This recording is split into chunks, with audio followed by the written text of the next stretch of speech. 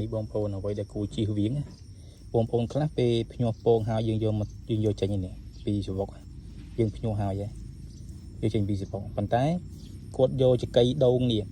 យកចកៃដូងនេះគាត់យកទៅទុកភ្ញាស់វិញនឹងបងប្អូនកុំយកជៀសវាងរឿងនឹងមួយបាទចកៃដូងមិនថ្លៃម៉ែបងប្អូនយកវាទៅភ្ញាស់វិញឧទាហរណ៍ថាឬអត់អស់ហើយវាដោយទាំងសវកនេះបាទសវកចាស់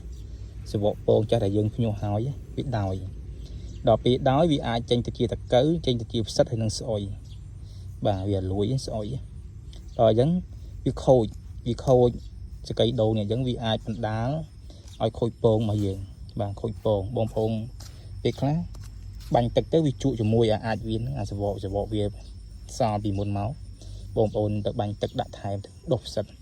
ដល់ទៅវាជក់ទឹកទៅបាទវាទើលឹងវាជក់ទៅប៉ះមួយពងវាធ្វើពងយើងខូចបាទអញ្ចឹងបងប្អូនទៅជៀសវាងអញ្ចឹងចកៃដូងនេះបងប្អូនបោះចោលទៅបាទកុំយកទៀតយើងបោះវាចោលទៅតែបើខ្សាច់យកបានដោយសារគេខ្សាច់របស់យើងវាអត់មានលាយទេបងប្អូនបោះវាស្អាតអញ្ចឹងពេលភ្ញាស់ពងហើយយកចេញបងប្អូនបោះវាស្អាតទេណាបាទព្រោះខ្សាច់យើងខាងក្រោមវាណែនណាអញ្ចឹងវាអត់ចូលជាមួយចកៃដូងជាមួយពងអញ្ចឹងយើងបោះវាស្អាតទៅយើងបោះចកៃដូងចេញទៅអាហ្នឹងបងប្អូនត្រូវតែជៀសវាងបាទទី1បងប្អូនស្ដាយចកៃដូងប៉ុណ្ណឹងបងប្អូនយកចកៃដូងទៅហាលហើយបងប្អូនយកមកភ្ញាស់វិញគិតថាវាអត់បានផលទេព្រោះវាអាចខូចពងវាអាចដុះផ្សិតអាចចេញយីតកៅអញ្ចឹងវាធ្វើឲ្យខូចពងមកយើងបាទខូចពងមកហើយខ្សាច់របស់យើងនេះបងប្អូនយកមកអត់អីទេបាទបងប្អូនយកទៅយកវាដាក់វិញទៅដោយសារនេះវាមានចកៃដូងនេះយើងបោះដោយសារយើងពេលភ្ញាស់យើងវាយវាហាប់ដល់ពេលវាហាប់ហើយលើយើងស្អាតវិញហ្នឹងដាក់ភ្ញាស់ទៀតបានដាក់ឲ្យវាពងដាក់វាភ្ញាស់បានបាទតែបើចកៃដូងនេះបងប្អូនកុំយកអសោះនេះឃើញទេឬមិនអស់ចកៃដូងវាលាយជាមួយសវកពងបាទសវកពងអញ្ចឹងវាអាចចេញជាតកៅ